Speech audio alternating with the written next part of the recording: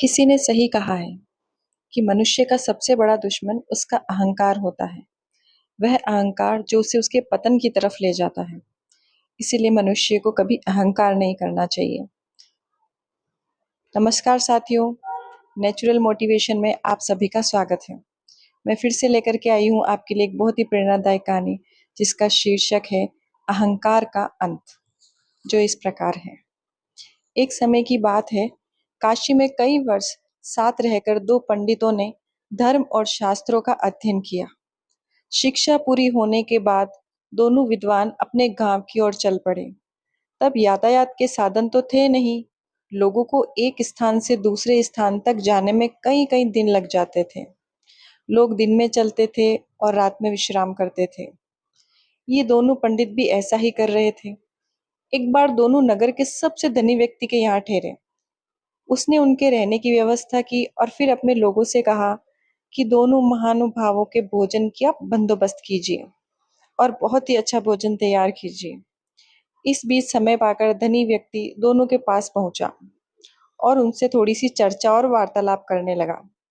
धनी व्यक्ति को ये महसूस हुआ कि इन दोनों पंडितों में बहुत ज्यादा घमंड है। साथ ही इन दोनों को एक दूसरे को मूर्ख समझते हैं। उन्होंने दोनों से अलग अलग बात कर एक दूसरे के बारे में भी पूछा और जो जवाब मिले वो धनी व्यक्ति को दुखी कर गए। उसने मन में विचार किया कि ये दोनों काशी जैसी जगह पर कई वर्षों तक अध्ययन करके आए हैं, लेकिन एक दूसरे का सम्मान करना इनको अभी तक नहीं आता। बहरहाल भोजन का समय हो गया था। धनी व्यक्ति ने दोनों को बड़े आदर पूर्वक भोजन कक्ष में बुलाया और एक थाली में चारा और दूसरी की थाली में भूसा परोसा। ये देखकर दोनों पंडित आग बबूला हो गए। दोनों ने बोला कि सेठ जी, आप तो इतने अमीर हैं, इतने धनवान हैं। हम आपके यहाँ मेहमान के रूप में ठहरे हैं और आप भोजन के रूप में हमें ये चारा और भूसा परोस रहे हैं। गुस्से में आकर कहने लगे कि क्या हम जानवर हैं जो ये चारा और भूसा खाएंगे? धनी होकर तुम हमारा अपमान कर रहे हो। ये लक्ष्मी द्वारा सरस्वती का सरासर अपमान है। इस तरीके की बातें उन दोनों विद्वानों ने कही। इस पर धनी व्यक्ति ने बड़े ही शांति से जवाब दिया कि एक को थाली में चारा और दूसरे को भूसा परोसा गया है। इसमें मेरा क्या कसूर है? मेरा तो कोई कसूर नहीं है। तो दोनों विद्वान बोले कि क्यों सेठ जी, आप ऐसा क्यों बोल रहे हैं? इसमें आप ही की तो गलती है, हमारी क्या गलती है? क्या खाने में भला कोई कचरा परोसता है?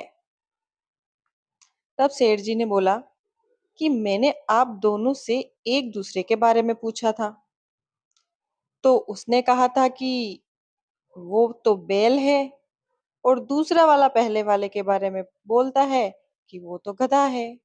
अब आप ही बताइए कि दोनों एक दूसरे को बैल और गधा बोलते हो, तो मैंने तो उसी हिसाब से चारा और भूसा थाली में परोस लिया।